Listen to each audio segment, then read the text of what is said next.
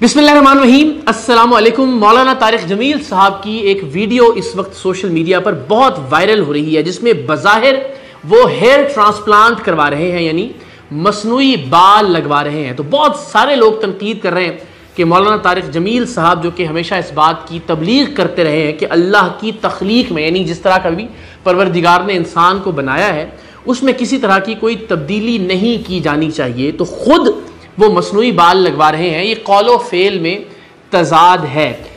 इस हवाले से आज के इस वीलॉग में हम तफसील से बात करेंगे कि क्या वाक़तन मसनूई बाल लगवाना नाजायज़ है शरई तौर पर, क्या कोई गुनाह है। मौलाना तारिक जमील साहब क्या वाकई ही मसनूई बाल लगवा रहे हैं उस वीडियो में? क्या वो वीडियो छुप कर किसी ने बनाई है या अलल ऐलान मौलाना तारिक जमील साहब ने उस वीडियो को बनवाया है, उन्हें इल्म में था कि ये वीडियो बन रही है? इस हवाले से ज़रा कुछ तफसील आपसे अर्ज़ करेंगे। मौलाना तारिक जमील साहब, ये पहला मौका नहीं है कि तनकीद की जद में है। इससे पहले भी हमने देखा, जो मुझे याद पड़ता है, बहुत ज़्यादा तनकीद की गई उनकी शख्सियत पर जब उनकी एक तस्वीर वायरल हुई जिसमें वो पाकिस्तान के बाहर किसी मुल्क में एक लिमोजीन से उतरते हुए दिखाई दे रहे थे। उस तस्वीर के अंदर लिमोजीन एक बड़ी महंगी गाड़ी है, आप में से बहुत सारे लोग जानते हैं। तो लोगों की तनकीद ये थी कि जनाब फ़क्र का, दरवेशी का, सादगी का दर्स देने वाले उलमाए कराम में से एक हैं मौलाना तारिक जमील साहब, और वो उस महंगी गाड़ी में से पाकिस्तान के बाहर जाकर उतर रहे हैं। तो लिहाजा ये उनके कौलो फेल में तजाद है।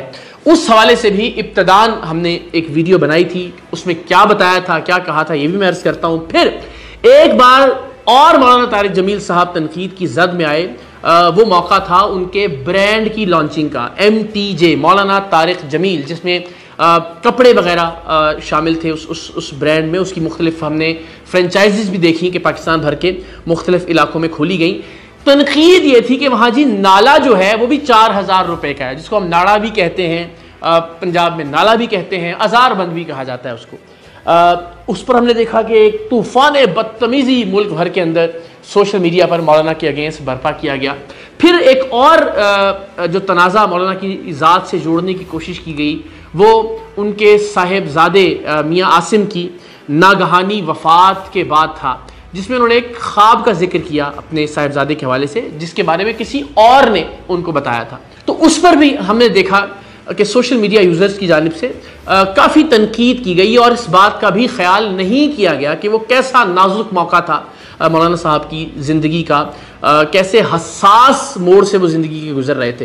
तो बदकिस्मती से मौलाना तारिक जमील साहब पर कुछ लोगों ने, ज़ाहिर उनके मोहब्बत करने वालों की तादाद कहीं ज़्यादा है, उनसे प्यार करने वालों की, जिनको उनसे उन्स है, जो उनकी बातें सुनते हैं, जो उनकी बातों पर अमल पैरा होते हैं, उनकी बातों पर यकीन रखते हैं, उनकी बातों को दुरुस्त जानते हैं, उनकी एक बड़ी तादाद है पाकिस्तान के अंदर भी और पाकिस्तान के बाहर भी। लेकिन एक स्पेसिफिक तबका है जिसे अब मुझे यकीन हो गया है कि बिलखुसूस मौलाना से किसी तरह की कोई ज़ाती मुखासमत जिस तरह से होती है उस तरह से वो बिहेव करते हैं।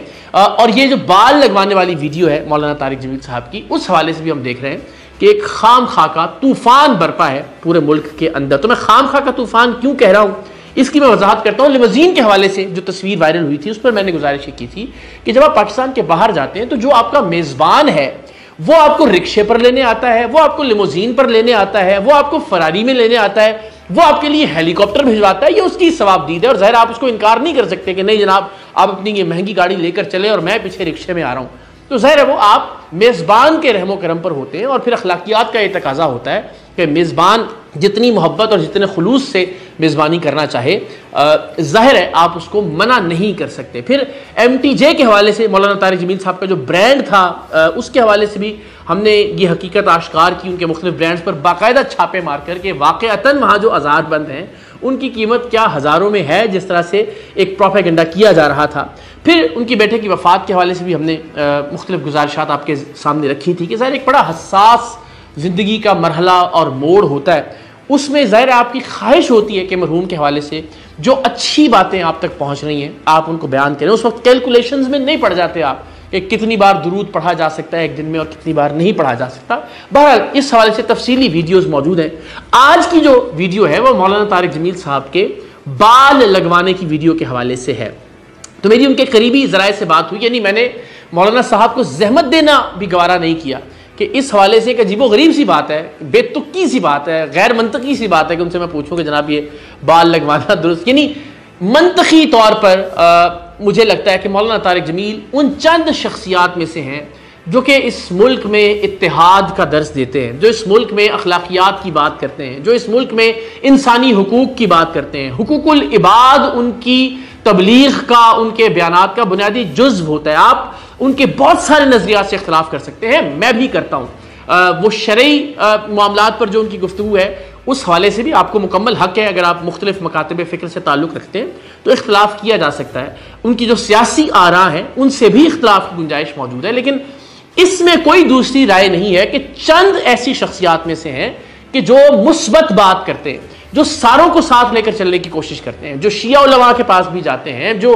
बरेलवी मकतबा फ़िक्र के उलमा से भी मिलते हैं, जो मुख्तलिफ मकातिब के लोग हैं उनके पास जाने में भी कोई आर महसूस नहीं करते, मुख्तलिफ मज़ाहिब के लोगों को भी ऑन बोर्ड रखते हैं। तो मौलाना की शख्सियत उन चंद शख्सियात में से है कि जिनमें पॉजिटिविटी की रेशो अगर आप देखें तो वो बहुत ज़्यादा है बाकी बहुत सारे लोगों की निस्बत। तो ऐसे लोगों से अगर कोई इख्तलाफ हो भी तो उस इख्तलाफ की बुनियाद पर उनकी खिदमात को नहीं भूल जाना चाहिए। तो ये मेरी आप सबसे गुजारिश होगी। अब आ जाते हैं कि क्या वो वाक़तन बाल लगवाने की वीडियो है। यकीनन वो बाल लगवाने की वीडियो है, उनके करीबी ज़राए ने इस बात की तस्दीक की है। और क्या शरई तौर पर ये दुरुस्त है? तो जिस मकतबा फ़िक्र की नुमाइंदगी मौलाना तारिक जमील साहब करते हैं, कम से कम उस मकतबा फ़िक्र की हद तक तो शरअन इसमें कोई कबाहत नहीं है, इसकी गुंजाइश बिल्कुल मौजूद है। मैं ज़रा कुछ जो बयानात हैं और जो कुछ फतावा हैं, जो फतवे हैं इस हवाले से, वो भी आपके सामने रखता हूँ। लेकिन जो उसका जो क्रक्स है वो आपके सामने मैं पेश कर देता हूँ कि अगर तो किसी दूसरे के बाल आप उनकी पैबंदकारी करवा रहे हैं या उनसे ट्रांसप्लांट करवा रहे हैं तो वो इस मकतबा फ़िक्र के नज़दीक नामुनासिब है, नाजायज़ है। अगर आप सूअर के, खंजीर के बाल लगवाते हैं तो ये भी मुनासिब नहीं है। विग का लगाना अगर किसी को धोखा देना मकसूद है तो वो भी गुनाह है, नाजायज़ है। लेकिन अगर आप अपने ही बालों से पैबंदकारी करवाते हैं तो उन बालों को देवबंद मकतबा फ़िक्र में जायज़ करार दिया गया है। इस हवाले से मैं आपके सामने अभी जो मुख्तलिफ दारुल उलूम देवबंद का और बनौरिया टाउन का जो फतवा है वो भी आपके सामने रखता हूं। लेकिन अगेन मौलाना के जो करीबी दोस्त हैं, जो उनके अहबाब हैं, उनसे मेरी बात हुई तो उन्होंने बहुत बुनियादी कुछ बातें कही जो मेरे जहन में भी थी कि अगर दीन हुक्म देता है बीवी को बंद समर कर रहने का, कि वो घर में तैयार होकर रहे ताकि वो दिल लुभा सके अपने शौहर का, तो बेऐने ही अपनी ज़ौजा को अच्छा लगने के लिए, अपनी ज़ौजा के दिल लुभाने के लिए, अपनी ज़ौजा के सामने खूबसूरत और बना संवरा दिखने के लिए अगर कोई एफर्ट करनी पड़ती है तो ये भी बाकायदा, बजाय इसके कि गुनाह नहीं है, ये बाकायदा सवाब है अगर आप इस नीयत से करते हैं कि जो आपका हलाल रिश्ता है उस रिश्ते को मजबूत बना सकें। जिस तरह के बेगम को या बीवी को ये हुक्म है कि वो साफ सुथरी रहे, बनाओ सिंगार करे अपने शौहर के लिए, इसी तरह से शौहर के लिए भी ये जायज़ है कि वो अपनी बीवी के लिए बन समर कर रहे। दूसरा नुकता यह था कि दुनियादार हम देखते हैं कि वो बहुत ही बन ठन कर रहते हैं, उनका हाल हुलिया बहुत ही बेहतरीन होता है। तो क्या ज़रूरी है कि जो दीन की नुमाइंदा शख्सियात हैं उनसे हम ये तवक्को करें कि वो सिर्फ फ़क्र और दरवेशी को मद्देनजर रखते हुए हमेशा फ़कीर दिखें, हमेशा मैले कुचले कपड़े पहने, बाल बिखरे हुए हों, और अगर बाल नहीं है तो बस ठीक है, उसकी कोई परवाह ना करें। दीनदार शख्सियात को भी अच्छा लगना चाहिए, अच्छा दिखना चाहिए ताकि लोग उनकी जानिब माइल हों, उनकी गुफ्तगू को सुने।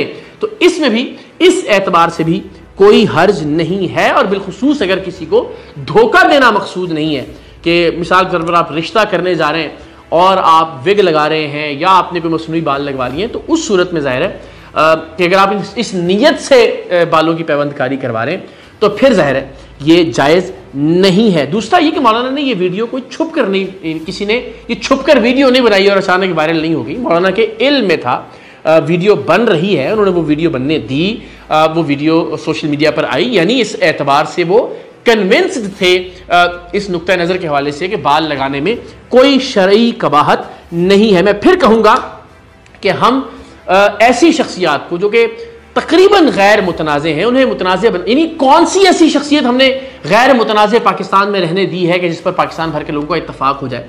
चलिए 100% इत्तेफाक किसी शख्सियत पर भी नहीं हो सकता। मैं फिर कहूंगा कि आपने देखना है कि ज्यादा कंट्रीब्यूशंस क्या है किसी शख्स की। मौलाना तारिक जमील साहब वो शख्सियत के जो कभी कत्लो गारत गरी के मुबल्लिग नहीं रहे।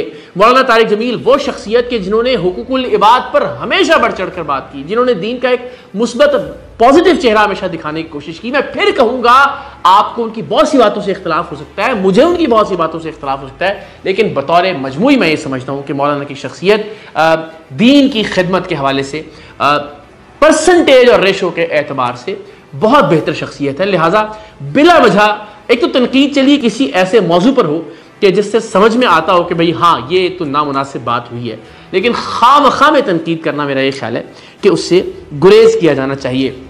तो अब मैं मसनूई बाल लगवाने का शरई हुक्म या बाल लगवाने का शरई हुक्म अगर आप गूगल पर भी लिखेंगे, पहला लिंक है वो बनौरी.edu.pk यानी जामिया बनौरिया का जो फतवा है वो मैं अब खोलता हूं और आपके सामने पढ़ता हूं।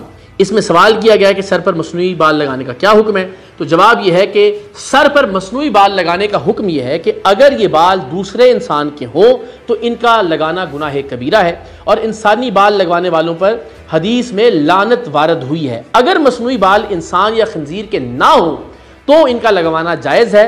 अलबत्ता मसनूई विग लगाने में अगर किसी को धोखा देना मकसद है तो यह भी दुरुस्त नहीं है।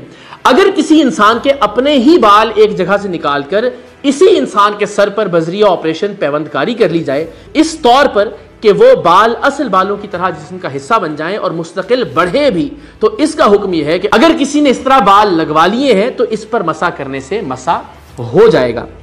दूसरा इसमें जो फतवा है दारुल अफ्ता दारुल उलूम देवबंद अल हिंद यानी जो इंडिया का दारुल उलूम है मकतबा देवबंद का, उसमें भी अगर ज़रूरत हो और जिस्म के किसी हिस्से के बाल उसी शख्स के जिस्म के दूसरे हिस्से में लगा दिए जाएं तो इसकी गुंजाइश मौजूद है। और ज़ाहिर है फिर इसमें मकातिब का इख्तलाफ हो सकता है, लेकिन मैं फिर कहूँगा कि मौलाना तारिक जमील साहब ने कोई छुप कर ये कदम नहीं उठाया।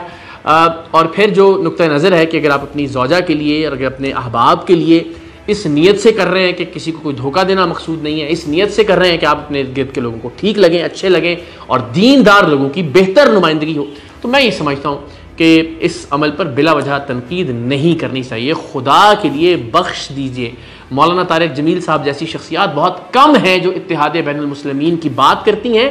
इत्तेहाद बैनुल मुस्लिमीन की अमली तौर पर हमें वो तस्वीर भी बनकर दिखाते हैं जब वो मुख्तलिफ उलमा से मिलने के लिए जाते हैं, जब वो मुख्तलिफ लोगों से मुलाकातें करते हैं और कभी भी उनकी गुफ्तगू में आपको कोई नफरत अंगेजी नहीं मिलती। सो ऐसी शख्सियात का एहतराम कीजिए, ऐसी शख्सियात की कदर कीजिए, वरना ये मुआशरा सिर्फ और सिर्फ नफरत का एक इस्तारा बनकर रह जाए।